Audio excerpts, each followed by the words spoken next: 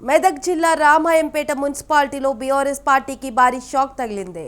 BRS పట్టణ అధ్యక్షులు గజవాడ నాగరాజు, మాజీ market committee chairman Yadagiri, senior నాయకులు చింతల యాదగిరి పార్టీకి రాజీనామా చేస్తున్నట్లు ప్రకటించారు.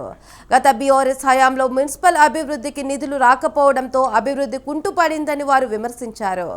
అభివృద్ధి లేక రామాయంపేట తీవ్రంగా నష్టపోయిందని ఆవేదన వ్యక్తం చేశారు. మున్సిపాలిటీ అభివృద్ధి కోసమే తాము పార్టీకి రాజీనామా చేసి ఎమ్మెల్యే రోహిత్ రావు, మాజీ ఎమ్మెల్యే మైనంపల్లి హనుమంతరావు హామీ మేరకు త్వరలో కాంగ్రెస్ పార్టీలో చేరుతున్నట్లు వారు ప్రకటించారు.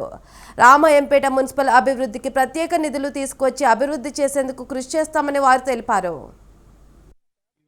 అభివృద్ధి చేద్దాం, తప్పకుండా డివిజన్ కూడా మన కంప్లీట్ కాలేదు. ఓన్లీ గజిటే ఇచ్చిండ్రు, నోటిఫికేషన్ ఇచ్చిన గజిట్ కంప్లీట్ కాలేదు. కూడా అన్నగారితో మాట్లాడితే డెఫినెట్ రెవెన్యూ మినిస్టర్ దగ్గరికి వెళ్దాం మాట్లాడడం అని చెప్పడం జరిగింది.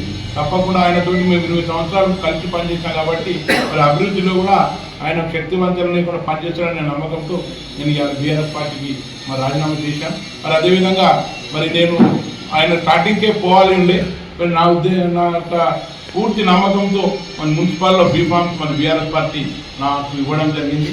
దాన్ని కూడా నేను చైర్మన్ గారి 10 కాలం అయ్యేంత వరకు కూడా నేను వాళ్ళకు ఇబ్బంది కలగకుండా నేను ఈ పార్టీలో ఉన్నా.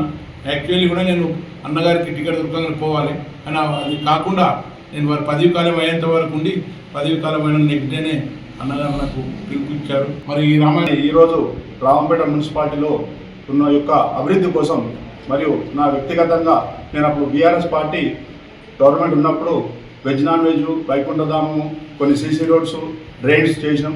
దానికి 2023 మార్చి వరకే నేను పిఏఓల టోకెన్ అయి ఉన్నది. అట్లా కూడా అప్పుడు నాకు బిల్స్ రాక నా వ్యక్తిగతంగా నేను బాగా ఇబ్బందులకు గురైనా.